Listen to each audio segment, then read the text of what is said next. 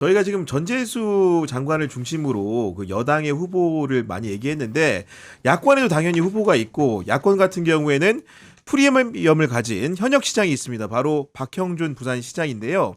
이분 같은 경우에는 어떤 인물로 얘기되고 있습니까? 보수 논객으로 아는 분들도 많고 뭐 보수 이론가 이런 분들 많은 분들도 많죠. 사실 이제 뭐 부산 출생이긴 한데 이 초중고를 다 이제 대학교까지 합하면 이제 다 서울에서 나왔고 그렇죠. 뭐 네. 고등학교는 뭐 이제 국회의원 기자 있지만 대일고 출신의 고려대를 나왔으니까 이게 오세훈 시장하고 또 완벽하게 겹치고. 동문이기도 네. 하고 그런데 뭐 이분이 이제 대학 시절에는 이른바 좌파 이론 공부해가지고 뭐 민중민주파였다고 하는데 아무튼 시위를 하다가 체류탄에 눈을 다쳐가지고 뭐 부동시로 병역 면제 받을 정도로 뭐 이제 운동권에 가까운 사람인데 그 대학 졸업 뒤에 이제 중앙일보 기자를 좀 하다가 다시 모교로 돌아와가지고 이제 사회학 석박사 과정을 따서 사회학 뭐 박사가 된 거죠. 그리고 당시 이제 1980년대 후반에 이제 이른바 진보적 학술지 쪽에서 사회과학 논쟁할 때 이 소장 논객으로 참여해가지고 당시에는 이제 어떻게 보면 약간 진보 쪽 논객으로 유명했던 사람인데 이 동아대 사회학과 교수 되고 난 뒤에 뭐 어간일 것 같은데 아마 이재호 김문수 당시 이제 이분들이 창당한 민중당에 참가하면서 이 이른바 이제 정치 활동을 하게 된 거고 이 민중당 인사들 이른바 이재호 김문수 등이 당시 이제 문민정부 개혁 지원하겠다고 해가지고 민자당으로 입당하면서 그때 이제 같이 따라가가지고 이른바 정치권에 입문하게 되는 거죠. 네. 그러면은 이분이 이제 여러 가지 그 대학 생활 이후에 이제 사회운동했던 생활, 교수했던 생활까지 들어봤는데 정치에 본격적으로 입문한 거는 언제 어떻게 되는 겁니까? 일단 아까 김진우 기자 얘기했듯이 민중당에서 그 민자당으로 옮겨가면서 일단 김영삼 대통령 시절에 그 정책자문기획위원으로 합류를 했다고 하고요. 제가 이제 사람들이 기억을 하는 건 2004년 그 노무현 대통령 탄핵 이후에 그 총선에서 당시 이제 한나라당 후보로 그 부산 수영구에 출마해서 당선이 됐습니다. 그리고 이제 2007년 대선에는 그때 저는 열린우리당을 출입을 하고 있었지만 친이 친박의 싸움이 아주 거셀 때 네. 친이명박계 진영에 이제 돼서 어쨌든 이재호 의원하고 같이 했었기 때문에 친이재호계로 해서 이명박하고 연결이 된 것 같아요. 그래서 당시에 이제 그 브레인으로서 뭐 참여정부 당시에 이제 당시에는 386이죠. 뭐 이런 사람들 비판하고 뭐 하면서 이제 이름을 좀 날렸는데 당시에 이랬답니다. 뭐 그 진보 진영에서는 너 변절자야. 그다음에 뭐 이제 극우 보수 진영에서는 좌경화다. 쟤는 믿을 수 없는 놈이다. 이렇게 해가지고 욕을 많이 먹었다고 해요. 그리고 이제 본인이 뭐 왜 바뀌었냐 하니까 주사파의 교조주의, 뭐 전체주의적 사고에 염증을 느꼈다. 그리고 뭐 사회는 선의만으로 개선되지 않는다. 이렇게 얘기를 했다고 해요. 그러면서 이제 바뀌었다는 자기 얘기를 했고, 그런데 그때 이제 우리가 기억을 하는 게 이명박이 그때 중도 실용을 내세웠잖아요. 이거를 만든 사람이다. 이런 게 이제 대부분의 그 용어를 그러니까 그런 노선을 그리고 그 이명박의 이데올로그다 이런 얘기를 많이들 하더라고요. 그래서 화려한 언변과 이제 지식 이런 걸로 이제 무장을 한 사람인데 다만 국회의원은 한 번밖에 못한 게 오히려 2004년에는 됐는데 2008년 그 대통령 만들어 놓고 안 된 거 대선 아닙니까 때 이게? 그때 무슨 일이 벌어졌었냐면은 저는 그때 잠시 정치부를 떠나 있었지만 친이계 의원들이 의외로 많이 져요. 친이계 인사들이 그게 당시에 이제 그 친박 공천 학살 논란이 일면서 그때 이제 그 나갔는데 그때 그 자기 지역구에서 친박 무소속을 표방했던 유재중 의원이 맞아요. 거기에 져요. 잡히죠. 예. 지고 나서 그때 이제 의원직을 못 하고요. 그다음에 또 그 다음 선거 때는 그때 이제 박근혜 당이니까 당연히 공천을 못 받아서 무소속으로 나갔는데 또 떨어집니다. 그래서 한동안 야인으로 있었고요. 그래서 이제 화려한 언변을 가지고 한동안은 이제 그 방송에서나 뭐 이런 데서 이제 말로 네. 먹고 사는 일을 했었죠. 아니 그 중도 실용 얘기하셨지만은 정말로 MB계 중에 MB계인 게 이명박 전 대통령이 총애를 받은 것으로 보이는 게 대선 캠프 때 대변인 했죠. 인수위에서도 기획 실행 역할을 했죠. 그 다음에 선거 안 되니까 청와대 홍보기획관, 정무수석, 사회특별보좌관 연거푸 시켰기 때문에 이 사람은 사실은 완벽한 MB계다 이렇게 봐도 무방할 것 같은 생각이 드는데 여하간 박근혜로 정권이 바뀌면서 한동안 야인 생활을 했는데 그러다가 보니까 뭐 정의화 국회의장이 사무총장으로 다시 이렇게 불러들인 거 아니겠습니까? 그렇죠. 뭐 당시 이제 정의용 국회의장이 일반적인 뭐 친이계 쪽에 가까운 분이고 본인은 친이계 아니라고 하지만 친이계에 가까운 분인데 일반적인 예상을 뒤엎고 국회의장이 됐죠. 그러면서 이제 국회 사무총장으로 당시 이제 뭐 놀고 있었으니까 박형준 시장을 이제 한 1년 8개월인가요? 그때 이제 데려와 가지고 사무총장 사실 사무총장이 보통 보면 이제 정치인들 중에서 약간 이 뭐 국회의원 떨어진 사람들이라든가 맞아요. 네. 약간 뭐 당내에서 조금 밀려난 사람들 그 일자리 없으면 이렇게 주는 식으로 생각하는 뭐 오해를 받는 경우도 있지만 아니, 지금도 이제 뭐. 그 우원식 체제에서 김민기 네. 사무총장이 그분도 전직 의원 아닙니까? 맞습니다. 네. 그래서 뭐 밀려 있었는데 그거 빼고는 사실 이제 한 1년 8개월 정도 빼고는 한 2020년 정치 복귀할 때까지는 한 10년 동안을 야인 생활을 했죠. 그 야인 생활이 뭐 아까 이용 기자 잠깐 얘기했지만 주로 이제 방송에서 이제 보수 농객으로 출연하면서 이른바 이제 뭐 얼굴과 이름을 많이 알렸고 뭐 저는 기억나는 게 그 2013년에 SBS에서 최후의 권력이라는 아, 최후의 다큐멘터리 권력. 프로그램에 네. 무슨 뭐 정치인들 데리고 어디 조지아인가 데려가가지고 토론하게 해가지고 그래서 무슨 정치의 효용성이랑 이런 거 하는데 그때 뭐 나온 사람이 보면 뭐 금태섭 전 의원 나오고 정봉주 전 의원 나오고 그다음 박형준 전 의원도 약간 보수 농객으로 나오고 그다음 뭐 손수조 그다음에 정은혜인가요 민주당 쪽 그 당시 네. 비대위원회 뛰는 사람 데려다 놓고 해서 나름 실험적인 건데 그걸 계기로 아마 그 뒤로 아마 토론하고 시사 프로그램에 이제 박 시장이 계속 뭐 이렇게 출연을 하게 됐고 그래서 아까 이용 기자 얘기했지만 기본적으로 뭐 원체 지식이 많고 언변이 화려하고 그리고 논리적으로 전개를 하다 보니까 약간 그 당시에 이제 뭐 이런 뭐 유시민이라든가 이런 맞아요. 분하고 이렇게 네. 되게 대결하면서 약간 보수 대표하는 농객으로 이제 이미지를 굳혔죠. 아니, 그러니까 이게 사실은 유튜브 전 시대에 종편 시대일 때 종편의 토론 프로그램들이 굉장히 활성화됐을 때 지상파를 넘어가지고 이분이 사실 제일 대표적인 게 JTBC가 했던 썰전 아닙니까? 그때 김구라가 사회 보고 유시민의 맞상대가 되면서 유시민에게 뒤지지 않는 실력을 뽐내면서 사실은 보수 진영에서 각광을 좀 받았던 것 같거든요. 그러니까 이제 말빨이라는 표현이죠. 얘기를 하는데 아까 그 국회 사무총장으로 일할 때 제가 이제 정의화 의장 쪽에 계시는 분들을 저라고 오랜 친분을 가진 분들이 있는데 이제 물어봤어요. 그랬더니 그 당시부터 들은 얘기인데 진짜 언변이 화려하대요. 그리고 너무 아는 게 많아서 말로 사람을 설득을 한답니다. 아, 지식으로. 그러니까 말로 설득을 시킨대요. 그래서 제가 아는 분은 이런 얘기 하더라고요. 자기가 본 사람 중에 가장 똑똑한 사람 중에 하나로 보였다. 이런 느낌이 있었고 이거 여당 같은 건데 그래서 이게 썰로만 돌았던 건데 그 윤석열이 부산 엑스포 때 막 밀어붙였잖아요. 될 것처럼. 그래서 당시 돌았던 소문이 뭐냐면 박형준 시장이 화려한 언변으로 윤석열을 녹였다.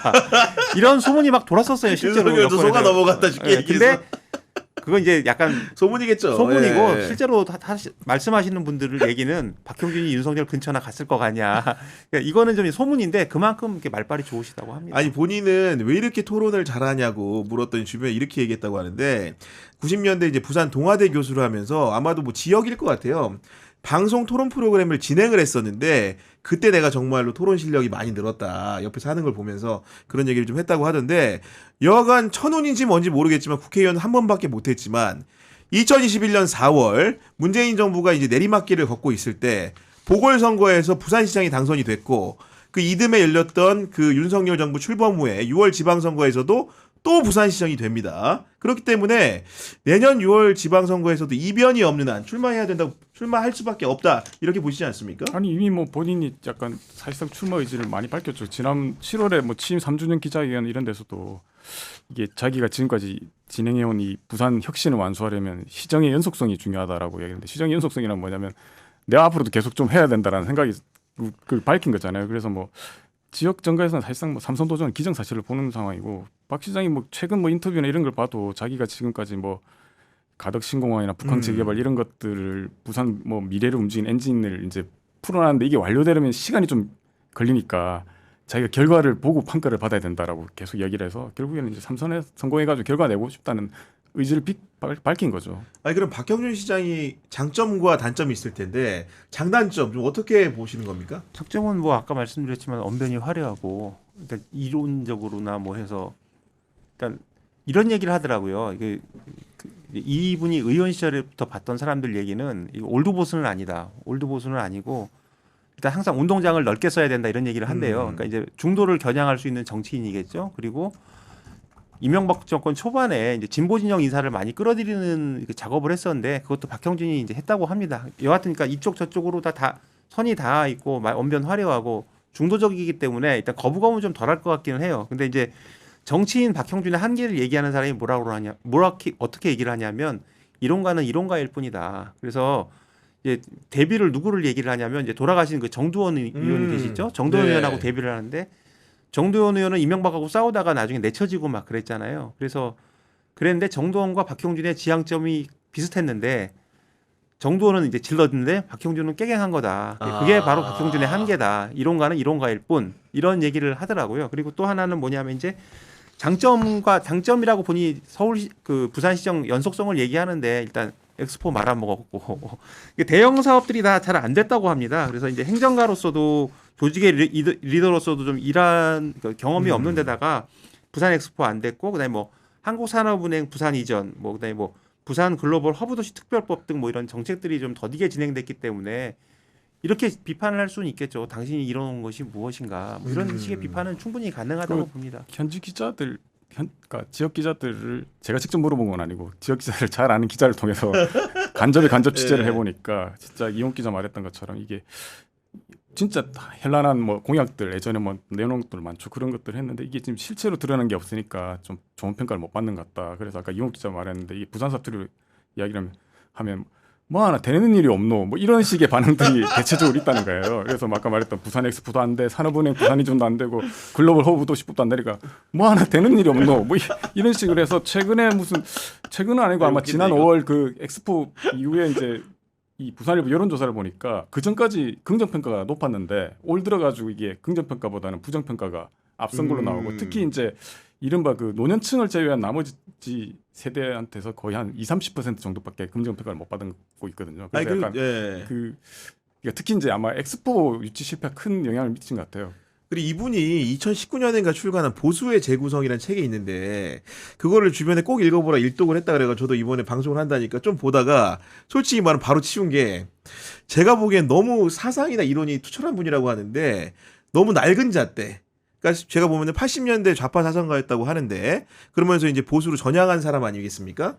그때의 시각 틀을 가지고 여전히 지금 현실을 정치를 해석하는 그 낡음을 제가 좀 느껴가지고 이 책이 과연 21세기의 비전을 제시하는 책은 아닌 것 같다. 보수의 재구성을 얘기하면서 그런 생각이 좀 들었거든요. 제가 뭐 학계 인사는 아니니까 다만 교수를 하실 때 자기가 공부한 게 있을 거고 이 나머지는 이제 정치권에 발을 들이면서 사실 학자의 길은 벗어난 거잖아요. 그러면 이제 기존에 아는 것 이상으로 보니 파고들 만한 시간이 있었을까 이런 생각이 들고 말로 먹고 사는 사람이다 보니까 아무래도 공부는 좀 덜 했겠죠. 그러면 이제 어쨌든 사회학자이기 때문에 이분이 얼마나 찾아보지는 않았지만 그러면 교수를 하고 이후에 얼마나 많은 저작들을 냈는지를 한번 찾아보면 될 것 같아요.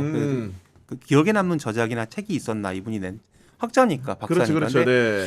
저는 이제 찾아보지 않았기 때문에 제가 함부로 말을 할 수는 없지만 구교영 기자가 만약 그 책이 그랬다면 그 이전에 낸 책도 별로 없을 것이고 아마 동어반복적인 내용들이 나왔을 거예요. 근데 정치의 세계라는 게 뭐 그리고 계속 공직을 했었고 그러니까 야인으로 있었을 때 뭐 머리 싸매고 다시 공부를 한 일이 아니라면 아무래도 좀 학문적으로는 많이 좀 떨어지지 않을까. 다만 저희 같이 일반인들이 보기엔 여전히 현란하고 아는 건 많고.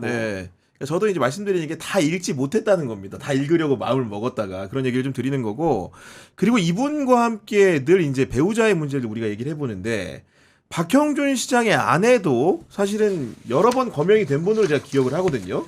예, 그 재혼하신 무슨 부산의 화랑 대표라고 하는데요. 아유, 저도 이거 뭐 참 이런 말씀드리기 조심스럽습니다만 이분이 이제 화랑을 하면서 뭐 이분 때문에 불거진 문제들이 있죠. 이제 재혼한 자식들의 뭐 아들 딸이 뭐 부산 LCT 아파트를 특혜 분양을 받았다던가 뭐 예를 들어서 이제 박형준 국회 사무총장 시절의 얘기입니다. 국회에 이제 되게 최고급 이탈리아 레스토랑이 들어왔는데 이 이탈리아 레스토랑의 주인이 알고 보니까 박형준 당시 그 사무총장의 아내의 지인들의 자식들이다. 뭐 이런 얘기가 있었어요. 그래서 근데 물어보니까 실제로 박형준 당시 국회 사무총장이 국회에도 이런 그럴듯한 레스토랑이 하나도 없다고 하고 그래서 본인이 주도한 게 맞다고 하더라고요. 그리고 또 하나는 이제 이것도 말하기 되게 조심스러운 건데 국회 앞에 한번 이제 본청 앞에 무슨 조형물 같은 거 있었는데 되게 유명한 작가라 이분에 대해서 왈가왈부하는 건 맞지 않는데 여하튼 이 조형물이 어울리느냐. 근데 이것도 역시 이제